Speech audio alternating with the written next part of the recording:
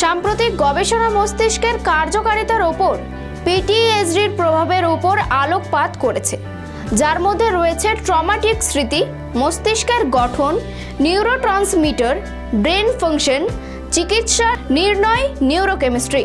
নমস্কার, দেখছেন খবর বাংলা, সঙ্গে রয়েছে আমি স্মৃতি। বিজ্ঞান ও প্রযুক্তির খবর নিয়ে গবেষকরা পিটিএসডি বা বিষণ্ণতায় আক্রান্ত 231 জনের মাল্টি ওমিক ডেটা বিশ্লেষণ করেছেন, যাতে এই মানসিক স্বাস্থ্যের অবস্থাতে অবদান রাখতে নার্ভাস এবং ইমিউন সিস্টেমের মতো সিস্টেমগুলিকে প্রভাবিত করতে পারে এমন স্বতন্ত্র আণবিক পার্থক্যগুলি উদ্ঘাটন করতে পারে।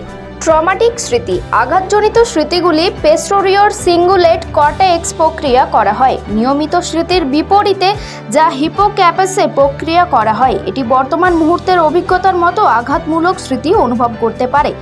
মস্তিষ্কের গঠন, পিটিএসডি আক্রান্ত ব্যক্তিদের একটি ছোট সেরিবেলাম থাকে, বিশেষ করে আবেগ ও স্মৃতিশক্তিকে প্রভাবিত করে। সেরিবেলাম আন্দোলন এবং ভারসাম্য সমন্বয়ের সাথে জড়িত, তবে আবেগ এবং স্মৃতিতেও ভূমিকা পালন করে। নিউরোট্রান্সমিটারের যেমন নরপাইনফ্রিন পিটিএসডি আক্রান্ত ব্যক্তিদের মধ্যে ওঠানামা করে, যা পর্বের তীব্রতা এবং সময়কালকে প্রভাবিত করে। এরপর brain function, PTSD central executive network, salience network এবং ডিফল্ট মোড নেটওয়ার্ক সহ বিভিন্ন ব্রেন নেটওয়ার্কের কার্যকারিতাকে প্রভাবিত করে।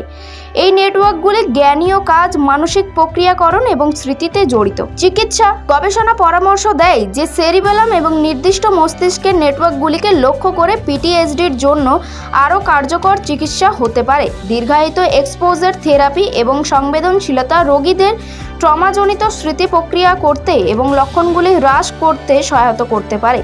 নির্ণয়, ডায়াগনস্টিক কৌশলগুলির অগ্রগতি, যেমন পরিমাণগত ইলেকট্রোএনসেফালোগ্রাফি সঠিকভাবে পিটিএসডি শনাক্ত করতে এবং হালকা আঘাতজনিত মস্তিষ্কের আঘাত এর মতো অন্যান্য অবস্থা থেকে এটিকে আলাদা করতে সহায়তা করে। নিউরোকেমিস্ট্রি, পিটিএসডিতে নিউরোকেমিক্যাল পরিবর্তনগুলি বোঝার ফলে আরও কার্যকর ওষুধের বিকাশ হতে পারে, যেমন নির্দিষ্ট নিউরোট্রান্সমিটার বা মস্তিষ্কের অঞ্চলগুলিকে লক্ষ্য করে।